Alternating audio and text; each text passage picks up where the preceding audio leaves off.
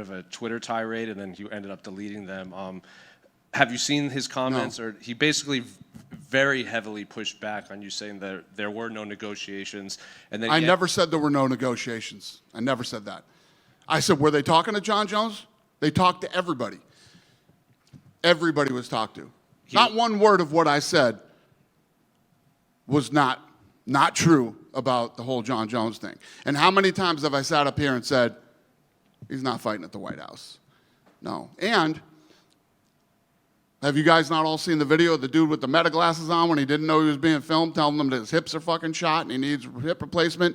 Did you not see the videos of him running on the flag football game? And what did I say that wasn't true? It was all true. And you guys all bust my balls about how much I love Jon Jones. And John's the greatest of all time. No way in hell Jon Jones is going to be booked for the White House card. Just one quick one for me. Hate to bring him up, Jon Jones. I know he was never in contention to fight on that White House card. But he did say that he was offered $15 million and it came down to money. Is he lying when he says that? Who gives a shit? Let's pause right there. What do you mean, who gives a shit? Jon Jones is saying he was offered $15 million. You, Dana White, are saying we never negotiated with him. Jon Jones's team is saying, hey, we were open to maybe not the $30 million that we originally asked for, but somewhere in between. This kind of matters. Right off the bat, we're seeing the core of the issue. Jon Jones claims a $15 million offer. Dana White says, who gives a shit? This isn't just about a number. It's about a legendary fighter feeling disrespected, and the head of the organization dismissing it outright. The commentator immediately cuts through the noise, highlighting the blatant contradiction and the implications for both sides. When you have two major figures in the sport offering conflicting narratives about such a significant sum, it absolutely matters. This isn't just business as usual. It's a heated public dispute that reveals much about the power dynamics and communication breakdown at the top of the UFC. This is Jon Jones. This is Jon Jones refuting everything that you have been saying. So, I guess to answer the question, who gives a shit, we give a shit. The media gives a shit, your fans, the paying customers, the ones that, helped make UFC Seattle the highest gate in fight night history. Every time he says, who gives a shit, the answer is very simply us. Fans, media, people who've been watching, people who buy tickets, people who show up, people who buy X, Y, and Z. That's who gives a shit. I don't understand this who gives an F mentality. The commentator perfectly articulates why Dana White's who gives a shit is so out of touch. It's not just a flippant remark. It's a dismissal of the very people who fuel the UFC's success. The fans, the media, the paying customers. These are the individuals investing their time, money, and emotional energy into the sport, and they deserve transparency, especially when the biggest American star is at the center of a contentious negotiation. Dana's repeated use of such dismissive language shows a troubling pattern of disregard for legitimate questions, alienating the very audience he needs to maintain the UFC's phenomenal growth and engagement. And so you could say, as he says later on, he knows the story, whatever. That's fine. He doesn't want to go into it. I get it. I understand why. Ultimately, you don't want to tell the White House you couldn't get a deal done with the biggest American star out there. But the who gives a shit is such a cop-out. It is such a cop-out because we can rifle off a lot of people who care about this story, including Jon Jones. We continue. Did the negotiations just fall out over money, or was he? I've already talked about this a million times. Not wanting to answer. Calling Dana's response a cop-out is spot on. It's a classic move when you don't want to reveal the truth or admit a misstep. The implication here is massive. Potentially, the UFC failed to secure a deal with their top American fighter for a high-profile event. Dana's reluctance to delve into the details suggests there's something he doesn't want the public to know, perhaps to avoid embarrassment or revealing a weak negotiating position. This kind of evasiveness only fuels speculation and frustration, especially when Jon Jones himself is publicly challenging the narrative. Every week at the UFC, there's all kinds of negotiations going on. Negotiations? I thought there weren't. You think Jon Jones is clamoring to fight? Like Jon Jones is like, yes, we have to give this guy 3 fights a year if he really wants to fight. Oh my God. By Like legally, we have to give him 3 fights a year if Jon Jones is chomping at the bit to fight. He wants to fight on this card. You negotiated with him. And you if we come to a don't, deal. we have to pay him. No, you don't. You don't. Because are they offering Colby Covington 3 fights a year? I mean, like, how many guys don't get offered 3 fights a year? This 3 fights a year thing, which no one challenges them on, is such hogwash. Dana's fallback to the 3 fights a year clause is a common tactic, but as the commentator highlights, it's often a red herring. The idea that Jon Jones is obligated to fight a certain number of times and therefore anything else is his fault completely ignores the nuances of high-stakes negotiations and fighter management. If the UFC truly wanted Jones on that card, they would have made the deal happen. The instant challenge to this hogwash argument reveals a significant disconnect between the company's public statements and the reality of how superstar contracts are handled, further complicating the Jon Jones saga. Jon Jones couldn't be more clear about the fact that he wanted to fight on this card.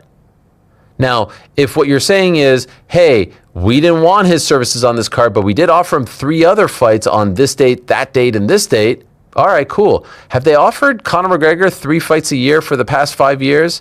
Something tells me they haven't. What about Colby in the last year or so? What about Jorge Masvidal, who came out recently and said, yeah, I got offered an MVP fight and they said no? This 3 fights a year thing is such nonsense.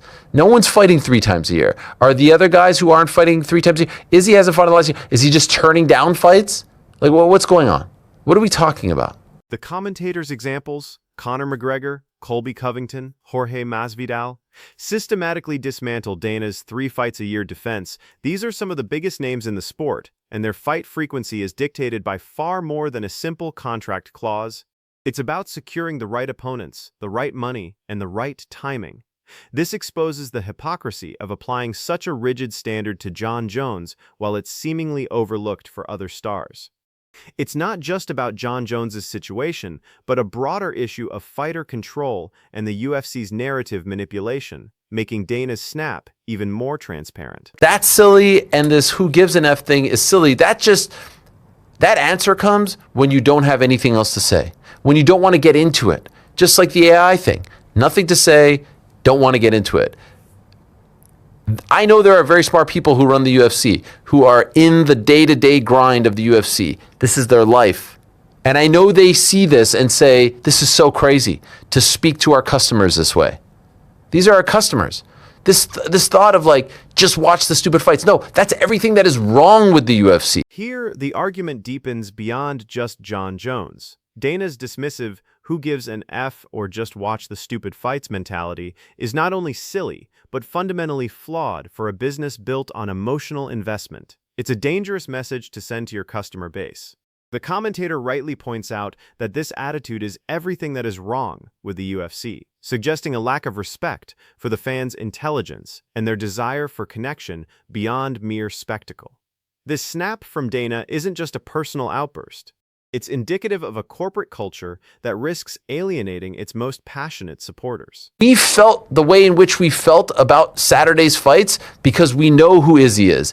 That made us feel something. We know who Michael Chiesa is. That made us feel something. We know who Alexa is and what she's been through. That made us feel something. It's not just watch the fights. Because I tell you what, if it's just watching the fights, then it's all about those crappy Apex cards that you put on that no one's watching. These reports came out about the pay-per-view numbers that were tanking, and why the deal was so good for Paramount and not good for ESPN anymore is because people aren't just willing to watch the fights. They want to care about the fights. And he knows this. This segment powerfully illustrates why just watch the fights is a recipe for disaster. What makes UFC events compelling isn't just the action in the cage, it's the stories, the rivalries, the personal journeys of fighters like Izzy, Michael Chiesa, or Alexa Grasso. These narratives foster emotional investment, which directly translates to pay-per-view buys and a thriving fan base. The drop in PPV numbers for crappy Apex cards serves as a stark warning. Dana White's snap completely ignores this fundamental truth, risking long-term engagement by devaluing the very elements that make the UFC compelling beyond the physical combat. I'm not telling him something he doesn't know. He's in the caring business. He's in the emotionally invested business. He's in the business of prize fighting. This is a cop-out. I don't even know, like, what's the point? I don't even know what's the point. And I have to sit here and dissect it because this is the job. We make you care about these fighters on this show. And we'll talk about the good and the bad. And 95% of today's show has been the good. But we'll also talk about the bad. This is embarrassing. Like, okay, Jon Jones, your biggest star, came out and said he was offered $15 million. And he feels disrespected by it and he wanted more money. The commentator accurately asserts that Dana White is fundamentally in the caring business. He sells emotional investment and prize-fighting narratives. To dismiss the details surrounding a superstar like Jon Jones with a cop-out is to undermine his own business model. The conflicting stories about the $15 million offer between Dana and Jones aren't just minor disagreements, they're embarrassing for the promotion, eroding trust and creating an unnecessary drama that overshadows the sport itself. This isn't just Dana snapping. It's Dana creating a self-inflicted wound on the UFC's image. You said recently he was never going to be on the card and you guys didn't offer him anything. Well, who's lying? Jon Jones knows the story. Yeah, the story he told us refutes your story. These are all very fair questions.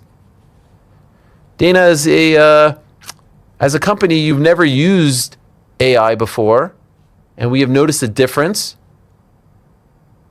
Is this a new approach? Mentality?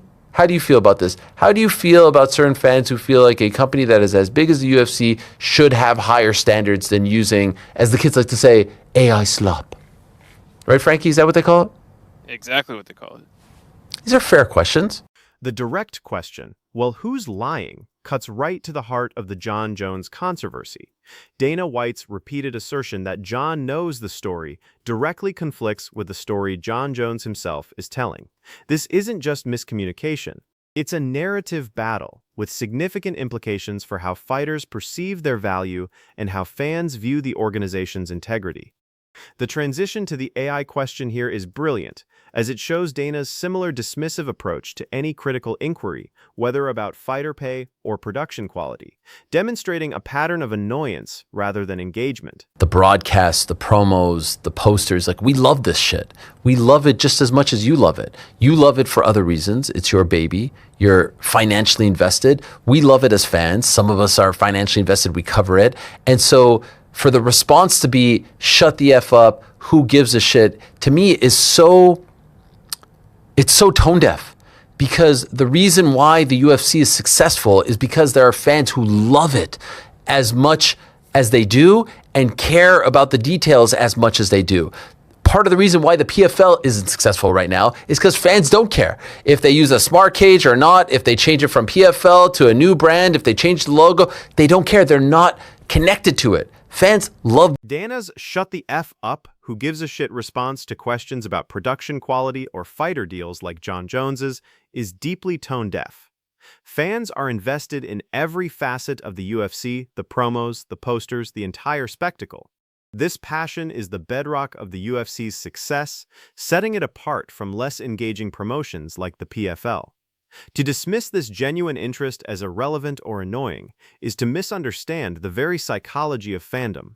This snap from Dana, whether concerning AI or Jon Jones, risks undermining the unique connection the UFC has painstakingly built with its audience. Listen, I get it. You guys love it. We're trying out some things. There's a very good chance, by the way, he has no idea what you're talking about. Like, people think that Dana is so involved in every single facet. He has told us time and again, marketing, DVDs back in the day, merch, that is not his business. What he has told us is he's the bells and whistles guy. He'll put on the fight, he'll make it look nice, and then the fighters have to produce. Well, this is bells and whistles, if you ask me, to be honest. Like the UFC Seattle logo, the way in which it looked, it's like, that's bells and whistles. People love that stuff. This apparently is AI. The irony presented here is striking. Dana White has always branded himself as the bells and whistles guy, the one who makes the fights look good and ensures the production is top tier. Yet, when questioned about specific details like AI and promotional material, which falls squarely under bells and whistles, he resorts to dismissal. This contradiction highlights a selective interest in the details that serve his narrative while ignoring valid fan concerns. It makes his earlier snap at Jon Jones's contract situation even more problematic, suggesting a broader pattern of disengagement from uncomfortable truths. Yeah, And- this is like textbook AI right here. And people are bothered by this. Yeah, I'm bothered by it. You're a $1 billion company, and like you're using like this. What is this? This is the 326 promo. Who is this? Let's play the full thing. I mean, we got Max Holloway walking out to an octagon on the beach. This is all fake. Yeah, this is all AI. Look at this is the face-off. It's about to show the Charles. That's not them. They didn't do this. Yeah. 326. This segment provides tangible evidence of why fans are bothered by the use of AI in UFC promotions, describing textbook AI with examples like Max Holloway in a fake beach octagon makes the concern concrete and relatable. It's not just a technicality, it's a perceived drop in quality from a billion-dollar company. This issue, though seemingly separate from Jon Jones's contract, stems from the same root, a feeling that the UFC is cutting corners or disrespecting its audience's discerning eye. Dana's dismissive snap against this feedback, again, shows a dangerous indifference to the finer points that cultivate fan loyalty. People give a shit. That Yes. is why. And for him to say to these fans that support this sport, to be like, how about you just shut the fuck up and watch the fights? Like, imagine any other commissioner saying that. It would Or just- owner. Yeah, owner, president, whatever, saying this. It should be insulting to the fans. Like, it's just like, think it is. we're just gonna put that slop out there, and whatever the fuck we put out, you better watch it and shut up and enjoy it. It's just like, all right, man. For sure. Like, we care about this promotion. Yes. We want it to be as good as possible. Do you want the fans to be apathetic? Do you want them not to care? Do you want them to be disconnected? No, you want them to care about every single facet, from the posters. The commentator's impassioned point about Dana's shut the FSAC up and watch the fights attitude being insulting is the ultimate indictment. This isn't just a tough guy persona, it's a blatant disrespect for the fans who are the lifeblood of the sport. Imagine any other major sports commissioner speaking to their audience this way. This dismissive snap from Dana, whether about Jon Jones or AI, suggests an entitlement that risks alienating the very people who have made the UFC a global phenomenon. It fosters apathy, which is the antithesis of what a successful sports promotion needs from its fan base.